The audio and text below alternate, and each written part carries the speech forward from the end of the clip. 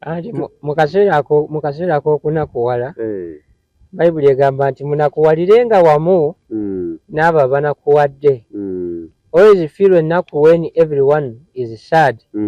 Era musanyukirenga wamu n'abo abasanyuka. Wegambira nti kitalo nnyo kya Sarah Mateke because he has been a hero. Y'omu ku abo abantu b'olaba mu Uganda wano that have built a foundation. Being a woman, that is very huge. A woman ye muntu oyo akola ebintu abasinga bye batamukola ki bye batamusuubiramu. Sarah Mateka has been an incredible woman. Yes. And we credit her. We ask the Almighty God amuwe ekiwummulo eky'emirembe. Yes, because no ladies can do it. Era omukazi omu ku abadde bakoze ebyafaayo abadde Spice Diana. Era bagambira nti women deserve their credit. Era bw'olaba nga is given a honor, that is very okay. Nabuki ojamu credit ye kubanga naye ba alina saagala abakazi ba bubina. Toddamu kwogera abakazi ba bubina wano. Toddamu nedda. Toddamu kwogera abakazi ba bubina wano. Toddamu boogera. Balamu kambozi nedda mwekwasa nnyo mulimba abantu nabo bekwasa nedda babitakirize kitaganye bwekuba kusamira lero teyasamira bulungi. Abantu bajja baali babbalamu. Baaliwo Balamu yagamba yaleeta abantu 7. Yamuwa abantu bangi. Baaliwo abantu 7. Naye wunya kugamba nasa ku mulyango n'aleeta ab'ebyuma.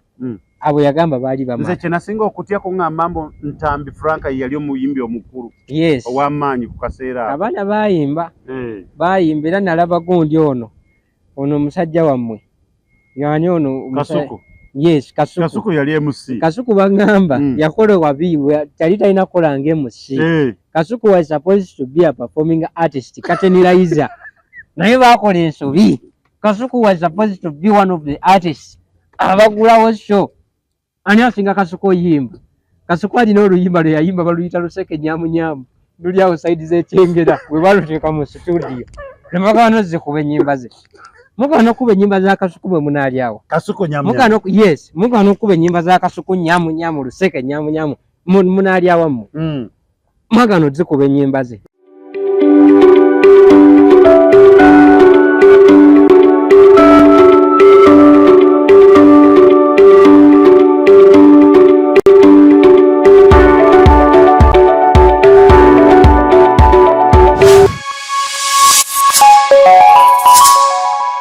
Tronaz Media gwe mukutu kwetuli mwebale nnyo mwebale ddala okubeera nga mubeerako mwekuumirako okubeera nga musubscribinga ate ne mwongera okuba nga musharinga abantu aba comment section kyakabi mwebale nnyo mwebale ddala amanya nga bulijjo Tronaz nga ndinne omukukunavu anti nabagamba anti abakyalo b'obubina nalekamba waabidde. Yes, twagenda ne mali mabirizi. Era yakomezaawo lizaati n'agamba nti abakazi b'obubina waliwo n'ono omuwala Gloria Bugi. Omutegedde oyo omuwala oyo tugenda naye mbadde sinamugattako naye aziweera nti bwakabina mama kabina. Yes, abo n'abaloopi naye musonyiwe nedda namulabye ng'ayimba oluyimba baye Kasalini Kusaasira is my long time friend. Yes. No, is my long time friend. Era namuwandiikako namuwandiikako mu bakyala olweno saamuloopye bakyala b'obubina najjeemu ogwa Bugi Kasalini Kusaasira. No, oyo Bugi tugenda muloopa. Agendera ddala muloopa. Yayimba bankyawa bankola ebikyamu baba. Baani yakola ebikyamu ng'olina akabina kasaka. Mukazi gwe. Kalinga. Mukazi nedda. Oyo ye tumutwala oyo tumutwala. Kati mujamugamba. Tumutwala Gloria Bugi matwala abo. N'abawaabidde. Yes, n'abawaabidde. As well as you have a big nyash. Abo n'abaloopye mu kooti. Era mali mabirizi yaŋŋambye they have opened case 9-1 Ugandan Constitution eziyiza abantu abakola distraction n'okulya mu nsi yaabwe erukwe. Okulya mu nsi yaabwe erukwe is having the body shape that others don't have. Abantu bawulira ennugu bawulira omusango tubawaabidde. Beba abatomezaganya abantu wali ku Greenland. Yes. Abasajja tebakyabeera mu maka gaabwe. Baddukayo lwa nnyaasi. Gloria Bugi bagenda ne bamulaba ssebo.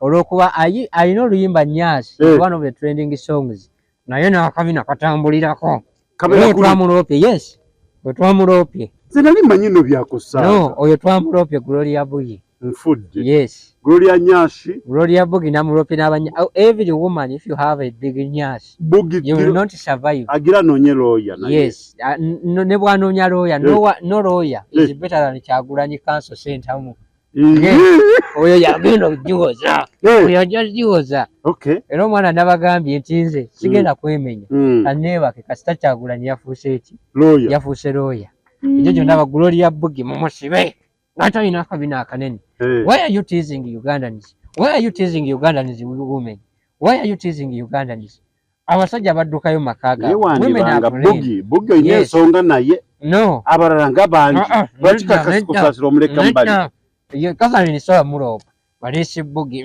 Let him decide. Sadewo. Let him decide. Let him decide. I have to come. I know Kujewang.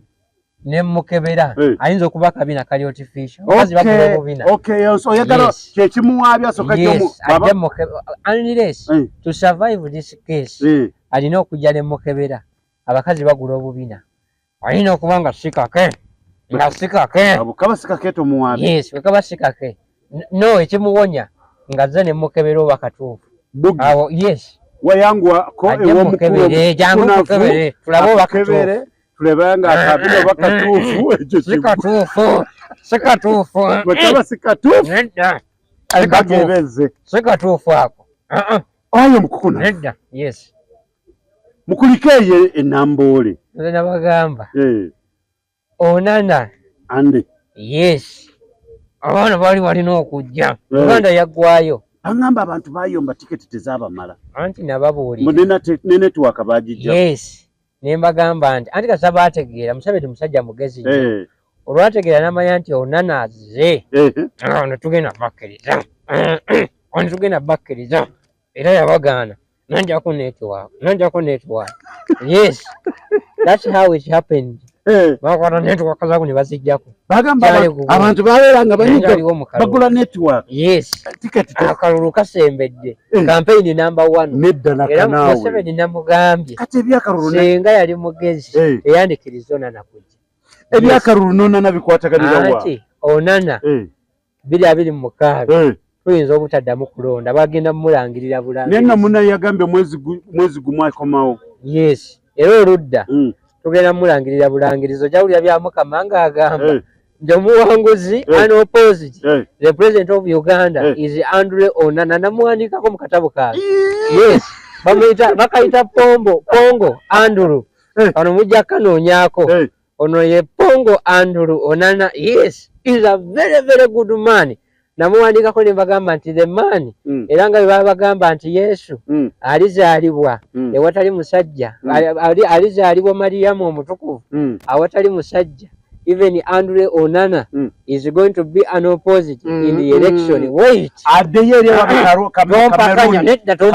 tompakanya Onana wa people power nedda Onana wa people power agende Cameroon yes era nabagambe nti ne bano be mwarabye tebabadde bawagizi ba mupiira nti bamaani abagizi ba maani bali mu gundi England bano babadde ba Nuupu kumbe bali mu kutulimbalimba yes babadde ba Nuupu abo bonna namulabye nga postinga abeebaza abalabi mwebale kumwaniriza bano Uganda mwebale kumwagala anti kaso awo omanyira nti akalulu akamazi 2026 akalulu akamazi ne Kyagulanyi yaŋŋambye yankubidde essimu n'aŋŋamba nti Onana yaŋŋambye omukugu nava Onana has won the election have accepted I'll back him tetugenda mukiriza kudda 2026 omwezi ogwa yagambye mu mwezi gw'omwaka tugenda mukiriza kujja unless nga bamuganya kudda naye 2026 yafunye n'endagamuntu n'erinnya baali muwadde twamuwadde endagamuntu twamuwadde gundi twamuwadde lya Kizito yes kasajja kalina amaanyi yes awe ngambira abagezi ba Manchester Mwamade yes Kizito okukukuta okukonanga sebo ali mukufuna ndagamuntu yes yafunyedde erinnya ku ndagamuntu n'akafaananyi Kizito ne district gyavamu Wakiso yes omuwadde amanya nabagambye Onana namanya era that's why I wrote this song Andrew Onana mwamuzizayo mu primo yes anti bayinza omukola akakyamu ate n'abasajja ba Manchester United bategedde bamuweereza special jet yes nabagamba that is the rich how rich that is how rich Manchester United is and now is supporting when UK gets involved in Ugandan politics Uganda egenda kunyuma Onana is now biri byambe pira tompakanya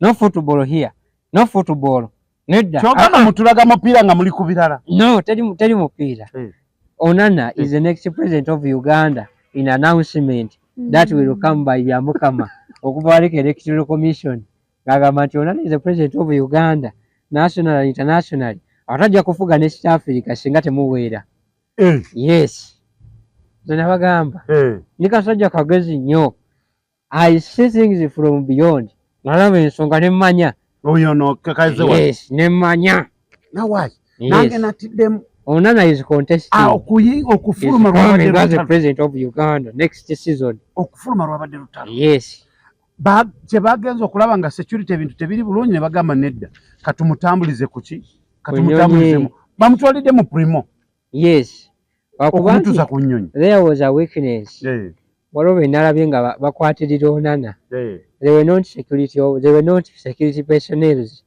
abamu babadde ba mafia bavudde gundi eno kireka yes bavudde kireka era Waikibenda yankubidde essimu nangamba nina ba mafia bendabye nga bakwata ku Onana ne mugamba kankube essimu nakubye essimu eje ne bamujjawo that is the reason why you saw Onana being taken away in a rush. He didn't get time to talk to the fans. But next time is coming because yes. And no, Mafia has no side. Mafia generation has no side. They can come from anywhere, from any angle. Ngera Bible wegamba nti omubbi talina akoti, talina langi. Asobola okujja mu masuuti, asobola okujja nga ayambadde ebinu, asobola okujja muri angle. Bayodde ba Mafia abo.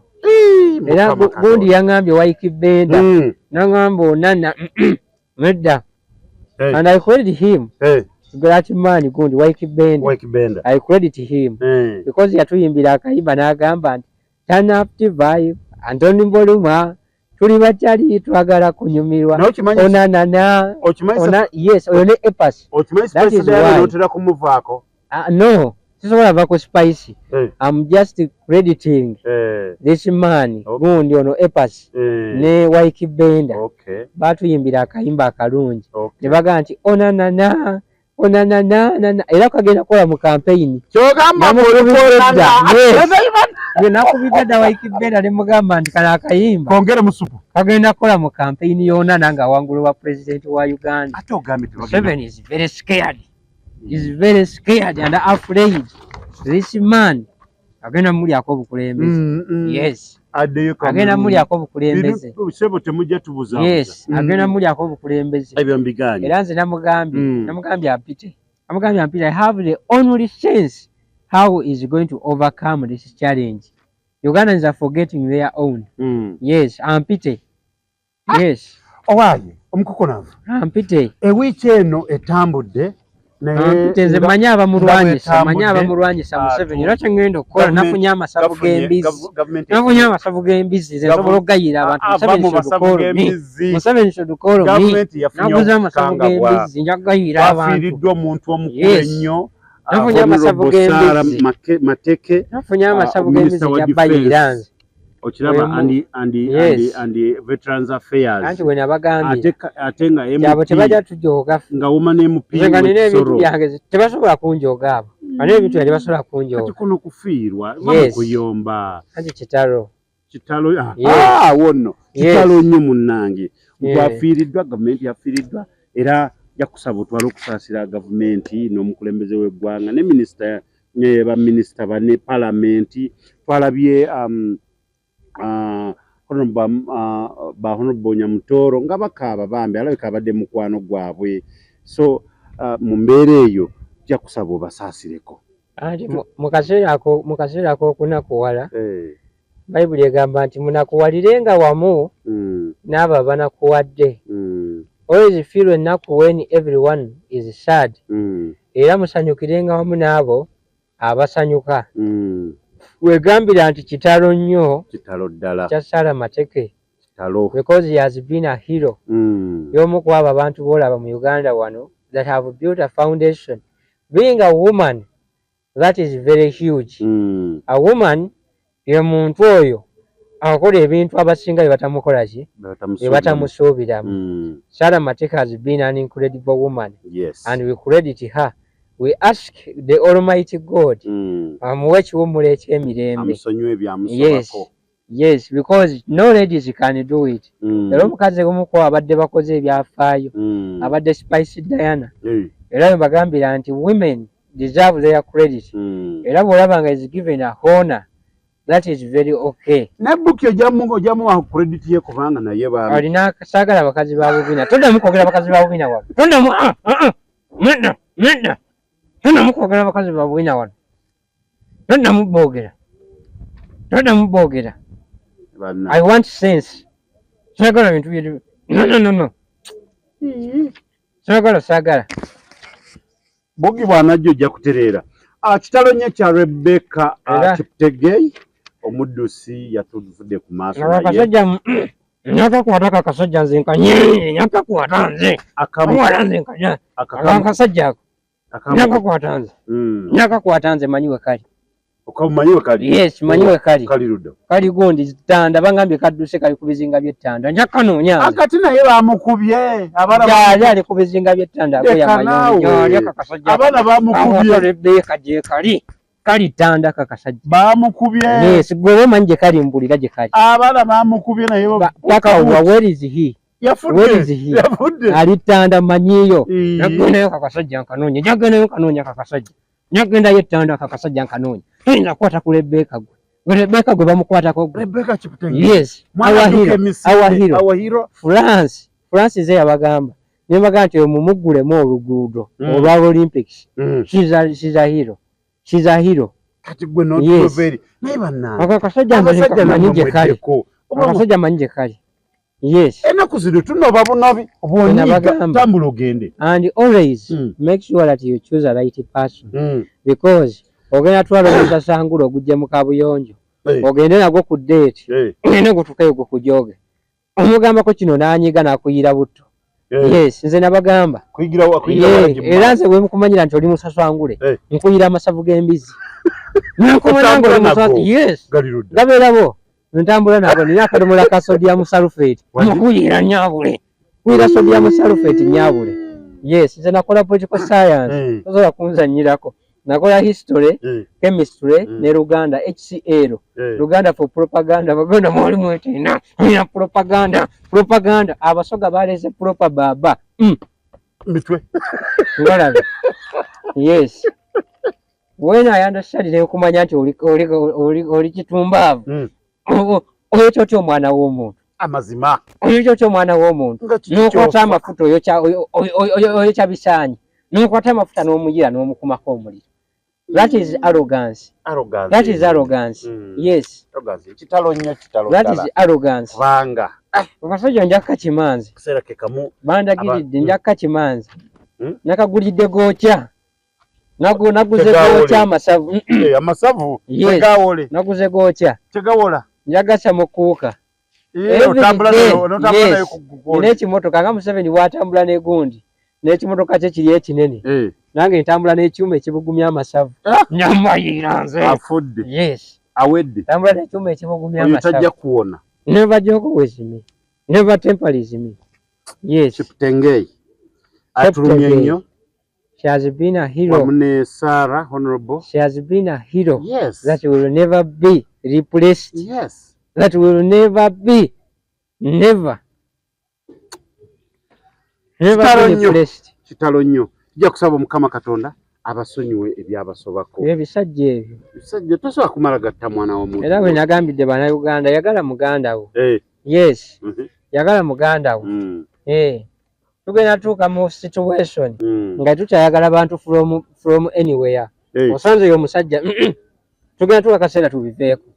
yagala kati muganda wo banabalala ofumbirwe muganda wo yagala muganda wo yagala muganda wo muve kujja kugwira n'osanga abagwira mama wazadde omulenzi n'omuwala mwefumbire that's not what I meant mbagamba yagala muganda wo muganda wo is a person from your country that is muganda togenda eri tozunga ozunga n'ogenda ogwa ku stranger. Imagine omuntu gwosanze mu Uganda ng'obadde tomumanyi abeera stranger, but a person you find outside Uganda ng'obadde tomumanyi that was a stranger. Kituufu. Yes. Kituufu nnyo ekyo. Is 2 times and more than a stranger. Yes. Mufune baganda bammwe. Uganda has very many beautiful men are here and very handsome men. Tandika okumenyera wano abasajja abalungi oyinza n'oggwa eddalu. Ngani? Bindeeba. Uganda erina abasajja. Tokaabya Rape kati no, Bindeeba is one of the handsome men and every woman is dying of him. Every woman? Yes. Namukasa yavayo everyone is dying of him. Yeddola yazirya. Omanyi Rape abadde akubagana n'abantu. Buli omu amukuba. Kati buli abaana bamujjidde yengala. Abasajja abalungi weebali. Bindeeba oyo is a very handsome man. Kogwe. Gwomanyi ekyamutumya Binde? Tetumanyi. Bindeeba. Yes. Ebikyalo bya Uganda byonna. Bindeeba. Biriyoni bincenga, biriyoni bindeeba. Yes. Ekyamutumye is very handsome. Mbadde nga sikimanyi. Yes. Every woman. Era nagamba Rape. Nti don't struggle. Omusajja tomuyombera namuyombera. Because every woman is seeing him.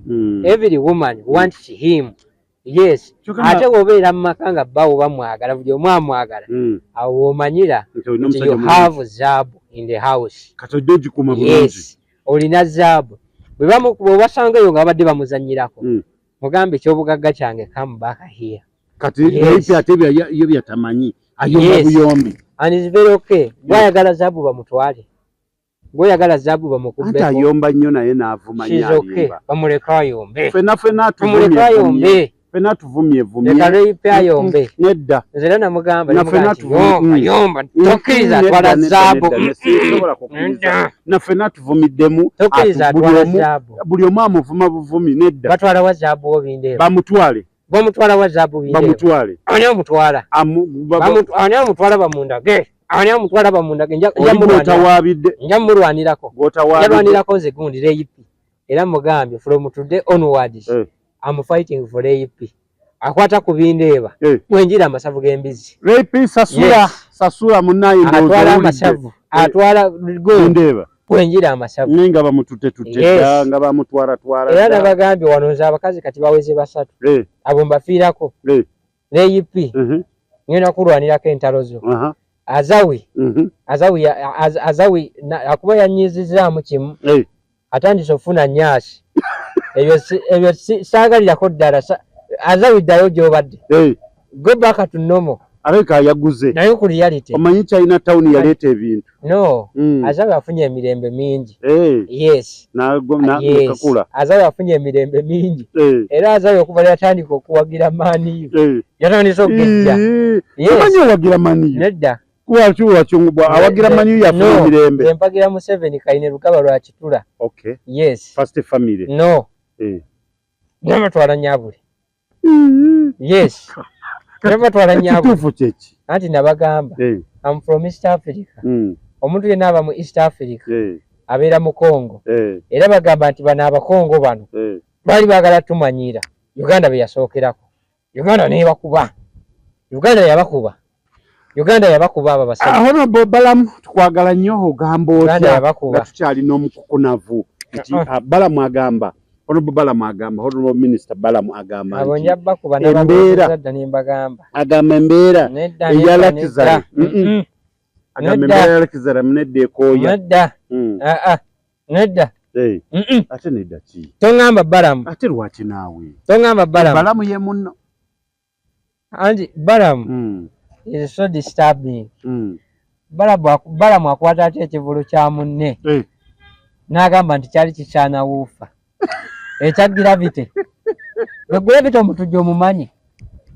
is a man aliko empewo ez'ekika ennyingi eyo tebamuzanyisa era nze nsamira naye nze ne Gravity twakola essabo ayo tebamuzanyirako oyo tebamuzanyirako Gravity tebamuzanyirako twakola essabo ffe galiyinza okunyeenya kati gamanyeenya kati gamanyeenya mmwe gamanyeenya tebamuzanyirako he has high hairs alina empewo ez'ekika engumu tebamuzanyirako how would you say mbu Gravity ekivulu kyali kisaana woofa nga Balamu gw'oyogera but I was happy teyamuwa woofa yamuwa ebyuma newankubadde emizindalo teyamuwa emizindalo agiyiwamu butto yakwata emizindalo ya Gravity gyonna n'ogiyiwamu butto ekivulu kimusale Balamu nedda mwekwasa nnyo mulimba abantu nabo bekwasa nedda akkirize kintu kyaganye bwekuba kusamira leero teyasamira bulungi abantu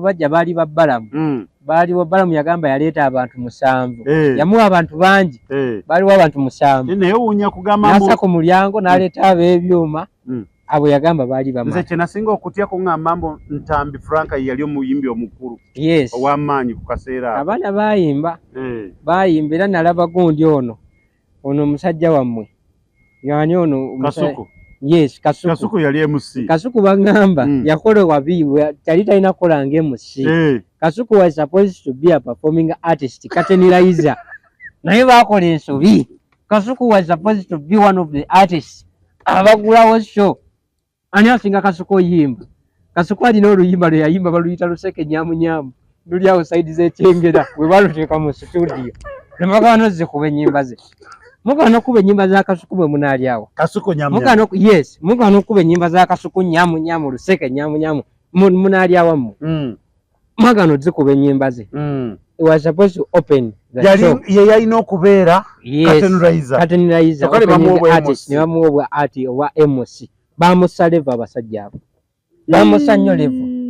bamusanyoleva abasajja abo oba MC ne Kateniraiza kiriwa kisinga owa Kateniraiza bwe businga nobody as over gundi nagulawo show asinga kuweebwa kitiibwa ng'omuntu aguddewo successful show yes naye yagaana it was successful ask me why abantu baaliyo be baakulaga bagaali mazike abaali mu show abantu baaliyo people came though not to the expectations but abantu baaliyo yes naye ekyo kivulu bwe kibeera kikyoyinza okukkiriza nti kyali successful it was intentional yes Gravity is very wise he's a very wise man era jjukira ku show ya Chameleon yaliyo Museveni yamanya nti Muhoozi atambula nnyo ku show z'abantu yagamba omwana wange bayinza mukola ki muwambira eyo n'agamba Gravity gw'olina ku mpewo ez'ekika engumu nsuulira show ya gundi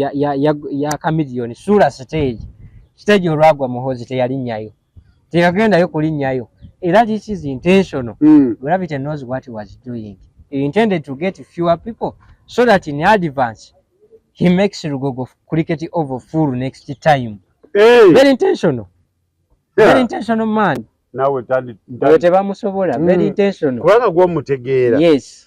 Naye bambi very intentional man. Ntwala okusaasira kuno Gravity njasigala nga nkusaasira ekivulu kyakusala teyakola kulosi tompakanya ngenda kuviira ekivulu kyamusala ngenda kuviira nze ngenda kyamusala olagawa ani aga nti kyamusala anaga nti kyamusala nakiraba ndaga olubale wanji ogamba kyamusala ndaga olubale ndaga enkovu omusajja yakaaba n'okaaba ekivulu womanyira nti omuntu ekintu kimusaze aba n'olubale aba n'enkovu ndaga olubale ndaga enkovu nti kyamusala kikyo kyamusala nedda ndaga enkovu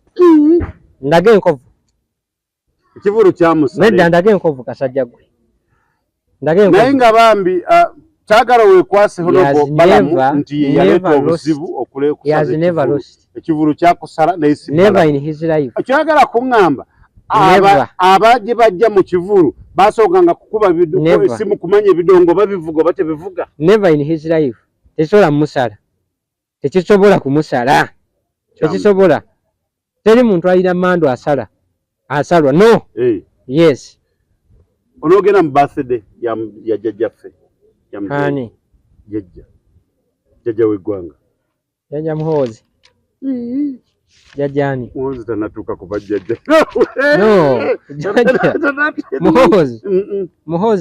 Muhoozi ze nasoma naye yes twasoma ffe ne Zimbabwe nabisuusa yes nabisuusa si ssomero ly'abawala no lyaffe nali ngenze soma psychology liri Zambia ne mbagamba nti Muhoozi nasoma naye nabisuusa yagenda ayingira 96 yes Muhoozi ayingira 96 next week in November.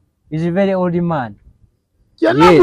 96 era ku 96 aba Piero yubonna tugenda kuggwera wali mu kisaawe tulyoke tweyagale yes nkoko after chicken bena tuggwera awo tugenda mu birthday ya muzeeyi era mukulu Balamu honorable minister ayayisa abantu bonna basobole okubeera nti bagenda kwetaba mu mukolo ogwo era abanupu abagikulira leader of opposition yabayise ne mama Itungo yamugambye nti asobole okubeera bonna abeetaaga ate lwaki nedda alimba ki yes alimba nze nabagambye Balamu is not the one ayita abantu ku mukolo when the owner has not invited you lwaki mugenda gye batakwayise lwaki obogenda gye batakwise lwaki ogenda gye batakwise ani abayise Balamu birthday ya Balamu mugende no mugende ku birthday ya Balamu yes eyo sibalabayo njadda kubirayo ennyondo wembalabayo si ya birthday mugende wabayise ng'ennyondo gw'otambula mugende neyabayise mugende neyabayise nja kujja n'ekimotoka nga nkijjuza amasavu g'embizi mbayiire ntaddeko olupiira lwaki mugendayo lwaki abayite watali abayise lwaki abayita abayise era yambulidde baayita yabambulidde yayise ali nani yaŋŋambye nangamba abantu be yayise bonna sijja bba nokulayo mannya yes sijja bba nokulayo n'abantu bajja kubanga bagenda eruweero okusanyukamu kubanga Museveni namugambye naffe atulowoozeeko abaki abandi yes fe abali b'embizi yes namugambye tulowoozeeko Suna Beni gy'alyo yasinyaanyanya yes Suna Beni mulowoozeeko ku lunaku olwo ono yo birthday omanyi abo abantu bali Suna Beni Kayibanda yes omulala muna yes nange oyagala kwegattako nange bwenjja ate gojagala mu masavu gokka nyatize yange yakenenula amasavu g'embizi nenga bayiiramu yes era nabagaye Museveni kwolwo atulowoozeeko agule embizi tani 7 njagalako wiribaala emu yakamulamu masavu ga mbizi nyagayira bamanyiira nze tebamanyiira njabayiiramu njabayiira nze nebanjoga nze waki tewageze n'ogayira abaana babadde mu kivulu kya Mickey Wine no Mickey Wine yayimba akayimba akalungi Mickey Wine omanyi yali muyimbi international artist era mu mwaka gwa 1978 y'omu ku bayimbi abaali abaakabye ennyo yayimba akayimba kagamba sulubala akayimba kakuba World International era mwe yafuna n'omukyala gwe yalina abadde yakanoba namugambye akomewo aleme tuleetako fujjo gwokomyawo mukyala yes akomewo omwana yakubye hit ekisaawe kyajjudde why don't you come back ba exite mweguya yes fe twabadde mu Awiro nedda nagambye mwami Seguya eno message agituuse egende waba ex ba Mickey Wine abagaye when the man has made a concert is very successful mukomewe waka kiba kibazonza bwe bubanga bwali bwavululi kati azifunye lwaki toddeeka komaweeka ndaba newe enkudi baamugaana iri n'entale tetunamulaba nga bagenda mu mbaga lili puzzle is very wise yakimanya bulungi kyasobola nekyatakola ki nekyatasobola era nasanyuka nnyo nga ndabye Frank Ntambi is holding his constitution very right on the bam gundi akuta kasaka ayintala unywezezza akwata am supporting you gundi muganda wange Ntambi. Yes, I'm supporting you. Neno go support you. Nyweza chintu kyo Ntambi nyweza chintu kyo. Yamukwatidde bloka muganda agenda kukuba. Nze nja mulwanirako. Ndi kusaidia Ntambi. Nja mulwanirako. Lili pazo kumanya nti Kasajja Kasiru kama mulwanirako. Yes. Nibo wamusitulako wawulira otya. Anti naye takwatangamu. Abo wali obuzibu. Bw'obanga olina ekintu kyo nga tokwatangamu. The same problem I find with the besties. Bestie w'omuntu ng'obadde naye for long time naye nga tokwatangamu n'afumbirwa enkeera n'ojja n'omugamba oluddako naye okimanyi nali nkwegomba mwabeeranga mwenna tewasuulayo kigambo tewakwatako. Why are you disturbing people? Bwe weegomba simbula embalaasi. Yes tozikiza. Yes takwatanga mwera nkimanyi takwatangamu Bannamasaka. Yes anti nabagaba Bannamasaka baagala nnyo gundi ono ani musajja wammwe ono gundi Peter Sematimba bamwagala nnyo. Is a very humble man. Era ebintu byabikwata mpola. Honorable Peter Sematimba musajja mukakamu musajja mulungi. Ebintu byabikwata mpola process by process. Naye yali agenda ku bukulembeze wano yajjanga mpola step by step paka nga atuse gundi paka nga atuse mu parliament. We nabagambye abasajja bano bagezi nnyo we wali liri paza omwe eyo step is process by process. Kyogambo. Yes bintu byabikwata mpola. Ate era bagamba nti gundi na Olof akwata empola akola ki atuuka wala. Yes. However yagenda ogamba bano abo bwe tumwagala. Yes mufu tumwagala awo yagamba buli pazo mukwata mpola yagenda n'agamba okimanyi nti yayimba emyaka mingi emabega naye concert agikoze wayise emyaka 10 n'omusobyo. Yes step by step yagenda n'agamba Mbomukazi bw'abeeramu obutiiti amala bukuba ne butuuka eno waggulu n'ayokakasa nti alabya akubye obutiiti. Anti we nabagambira omusajja mugezi nnyo process by process aleke Ntambi agira akwatamu until his time comes. The puzzle's time comes after some 10 years.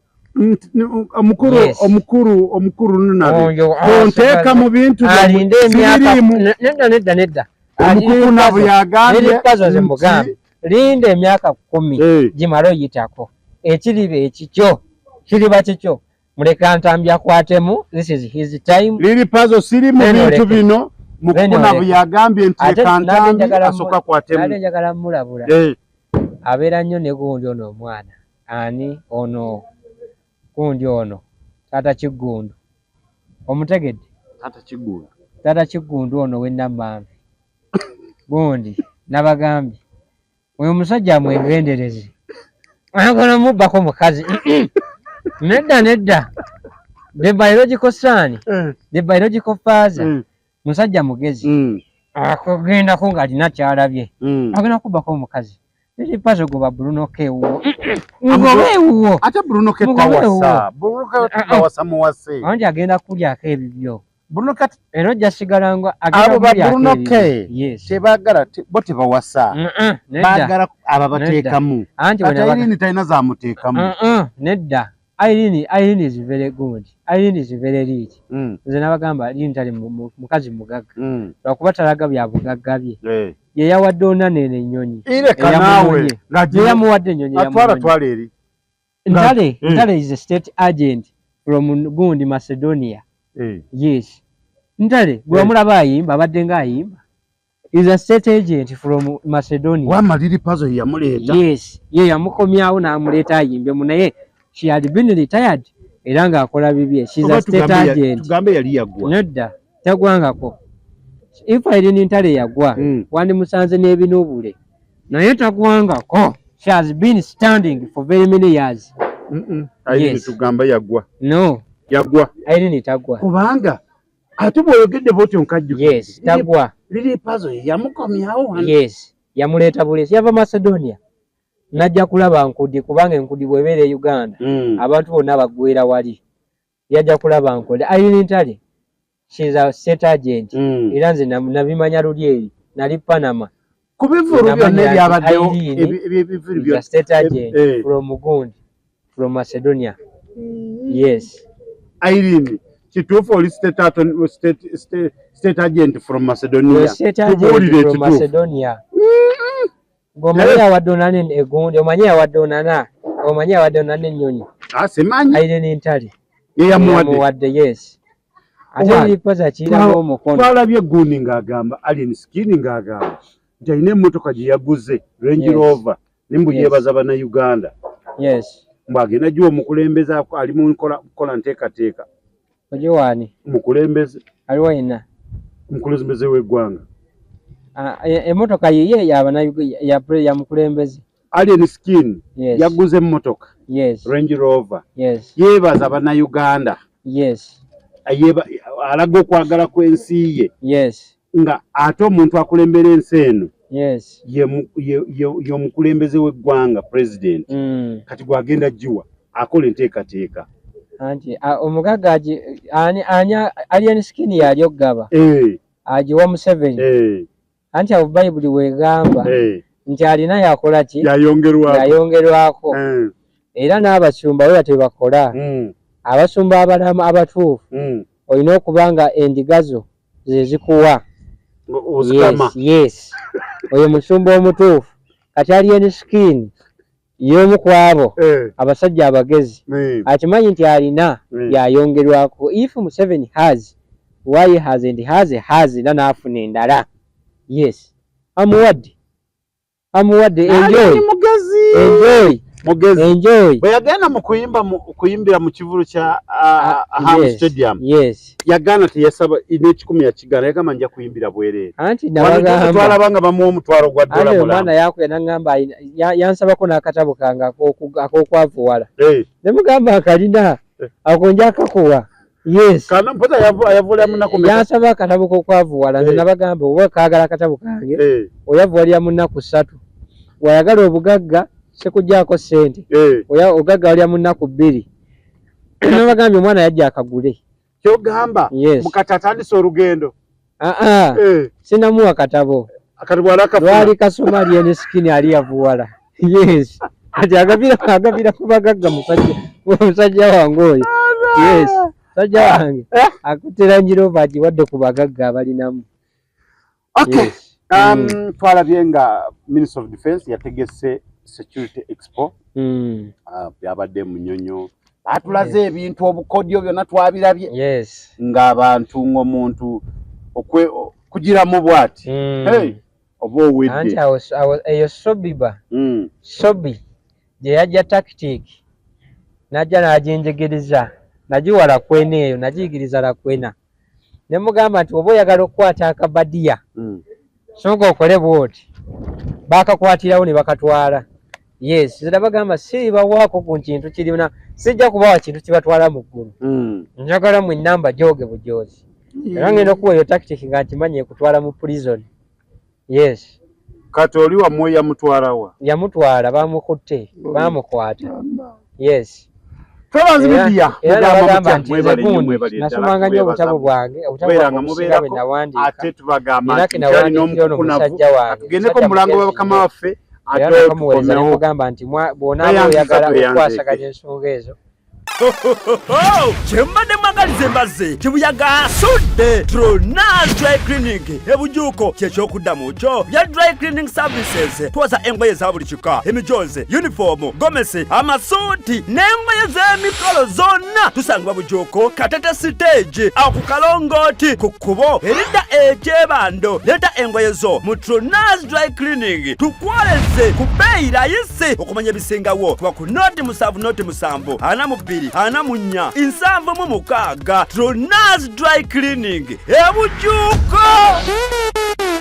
Tronas Mart Store bakafulu mu kutunda emifaliso bakuleetedde emifaliso egy'omulembe egiriko eragala mufaliso gwa ssomero omugongo ogukuluma jangu mu Tronas Mart Store tutunda emifaliso okuva ku inchi 2 n'ekitundu okutuukira ddala ku inchi 8 ku 12. Tutunda piro, blanketi, amasuuka n'ebipiira ebyambaza ku mifaliso biyite bimakintosh beeyi entono. Tusangibwa Nansana Hoima Road opposite Ivory ku Mayembe. Okumanya ebisingawo tukubire ku noti 772 275 Tronas Mart Store bakafulu mu mifaliso.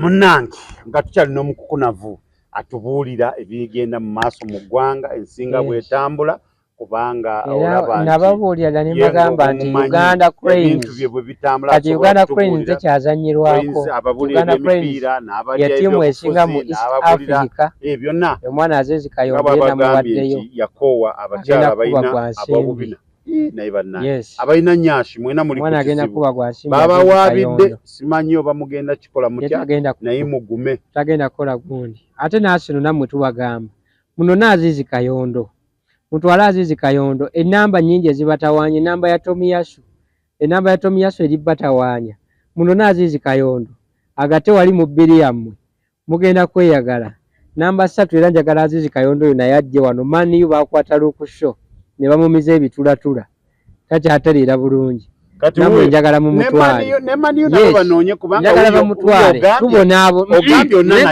Aston Villa tubonaabona Aston Villa tubonaabona Onana is not a footballer yes Onana is a politician era yaze kusuuza anti ebyo byakola ne Museveni yaliko omusambi w'omupiira he came as a footballer era abagamba nti yaliko omusambi w'omupiira emyaka mwagiwulira yatulimbye no he was a footballer zenaliyo Museveni yali akwatira Leeds United eri Bungereza ne Onana naye gundi yajidde mu kapiira alimba agenda suuza Museveni entebe mu 2026 temutuukayo omupiira gwa Cameroon oguddako wano Onana bamulangirira bya Mukama agenda mulangirira omupiira oguddako yagambye akoma omwezi ogujja yes Cameroon versus Kenya ogwo naawulira naye n'abantu batulekerwa ki bakusambira wano nanti abana Kenya nti bakimanyi nabo beekobaanye baagala suula Museveni baagala musuula awo abasajja yes baagala Onana ajje wano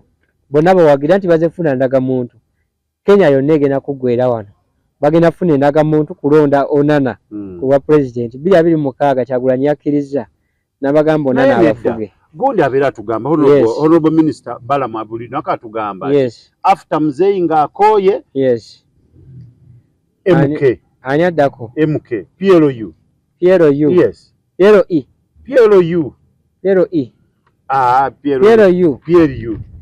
PLU kigwayo kitya ye tukirekaawo naye nga MK yennanyini buli lunaku honorable minister atugamba Balamu nedda era twalabye Kabanda alina abantu abamu abakyuse Onana yaddako yabagambye Onana yaddako era abadde bankubira ne bagamba nti Onana is the next president of Uganda come 2026 tugenda otuukayo nga bamulangirira dda era Honorable bya Mukama yangambye nti gwe tutawaana Museveni tagenda kwesimbawo mu kalulu akajja bamupika naye tagenda kujja kubanga is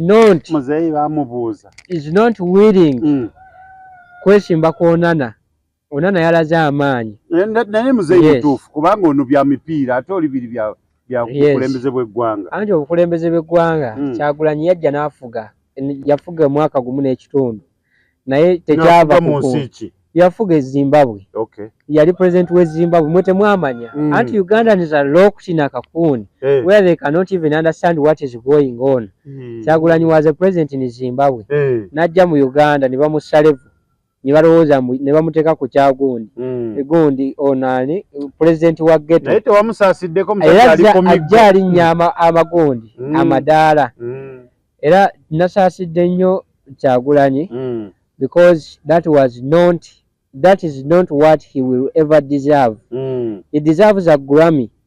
He deserves a heroin medal. He is a man that has fought for a lot in Ugandan music. He has sold us far, and in the politics twalaba documentary eno gye baleeta the people's president netuuka mu awards Uganda weetatuukanga so he deserves a medal, not a bullet or a canister. Ekyo tebandikikoze. I condemn that act. Era ne mbagamba temuddayo. He deserves a medal, not a canister or a bullet. That is prohibited. Twala bafuru figa yatugamba mbo ekyali documentary. No. Anti documentary nga tebakubye ggwe. Naye what I saw is ebintu bino bya ddala era bwe kibanga ekintu kikubye olaba mpiso ye kufumita mu kigere n'okaba woowe yes naye ate olwo ekyuma nga kikuyingidde mu kugulu era singa yali gundi full figure nga kimuyingidde yandirekanye wonna Tamale Junior yandirekanye wonna yandirekanye wonna mbona yekiseminti kye basiba kyali kinene nnyo kugulu kwona kuba oyo musawo is a doctor era yalaba nti basibako ekiseminti kiki kinene wali weetaaga kitono kubanga ekiwundu bwe kyafumita wali watono however nti it depends ku ssomero gye wakola ki gye wasomera that is when it depends nti omusawo abasawo abasinga waliwo omusawo asomedde nabisunsa kati nganze gye nasomera political science abakazi no nabisunsa anti nabaga kiri gundi nze nasomeranga gundi nabisunsa ku veranda gwe nasomeranga that means I didn't reach where girls were era nenga nasoma nebagambira nti ekiseminti kino bwe kibanga kiri kyali kinene nnyo it depends on the school where the gundi ba doctor gye bakola ki gye basomera waliwo asomera nabaga nti omulwadde bw'omusiba cover the oral part wasomera bagamba nti cover the wounded area so ekyo nakyo kyawukana era nga bwe twasoma nti nno mu mathematics bakugamba nti explore or find the area of the shaded part so kati awo bagamba nti either omusomesa yashadingako side emu oba n'atashadingirako ddala so it depends on the school where the doctor studied munnange ate nga tunatera okuwunzika programu yaffe eno njagala omukukunavu oba alina kawulira muli tayandigadde akasigaze akatubuulira ate tusobole kubanga tuva wano kale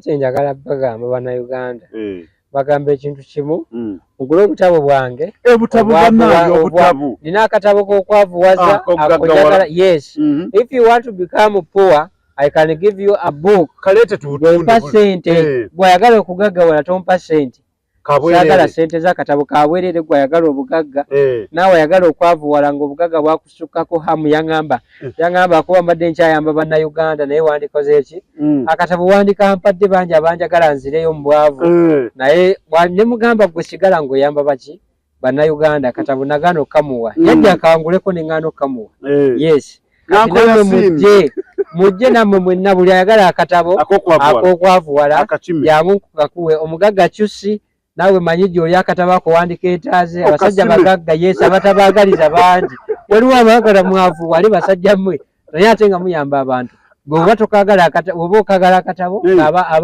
puleesi esusi abatakwagaliza abasusi ng'ojookanona banaye temwerabira oba oyagala omufaliso mulungi omugongo gukuluma osobola okafuna n'okatwala ogwo nagugula yes ogwo ngisula egyo emifaliso tulonazi mufaliso mulungi osobola okugusulako n'ogunaabirako guli mu firiji guli mu gundi swimming pool osobola osobola n'okuwuga era nabagambye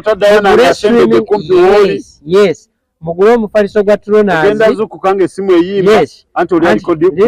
listen ogwo omufaliso gwa tulonazi ogugula guli mu gundi bluetooth guli mu gundi swimming pool bino bye mwekwasa musimanya nsula mu buliri tebutoba osobola okukola ki okuwuga kwolwo swimming pool mweri eri self contained osobola okubeera ng'ofuna omufaliso gwa tulonazi naawe ate ne weeyagala akatabo kange mukagule naguwandiseeko mweguli the tulonazi gundi tulonazi mattress yes for the cool bed with a swimming pool ogwo nagutaddemu gyeguli tweyanzizege ntumira abantu mwenna abagenda mu mikolo ku lw'omukaaga muganda wange mukalazi nkusabira obufumbo obulungi osobole kubanga ekintu kikutambulira bulungi ate omanyi obufumbo Museveni yabagamba nti mufumbirwe naddala mu abaana abato bw'otuuka mu myaka 25 and above 20 get married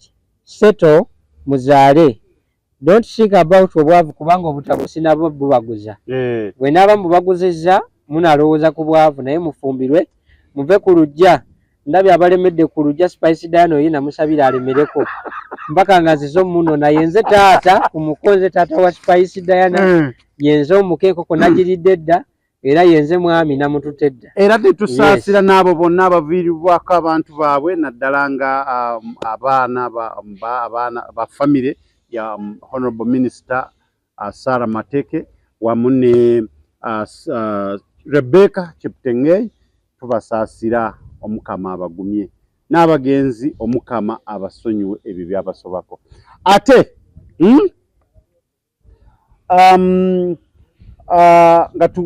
nga tumaliriza programu yaffe eno atubadde n'omukukunavu ye nga bwe mumumanyi abeera ababuulira biki ebitambula mu nsi Spice Diana tambula odde mangu w'omukukunavu osobole kubanga nti embeera ebatambulira bulungi naye tubeebaza mwenna abasigala nga mu kusubscribinga mu commenting mwongere okusaasaanya ekintu kitambule bulungi sobole kubanga ekintu tukiwanika. Pretty Nicola mpereza bu message wano. Pretty Nicola agamba abadde angamba nti wolireera ekiro. Pretty Nicola deka naawe abadde ansirikira nti wolireera ekiro ng'okole ki ayagala kumuwa ku magezi ki lwaki bannayuganda mumumanyiira Pretty Nicola twamukoowa era mbadde njagala kumuweereza ka message kano Pretty Nicola everywhere you are nange embeerawo ng'emutyeeni yes everywhere you are nange gyendi owaaye tubagamba nti mubeere bulungi mweraba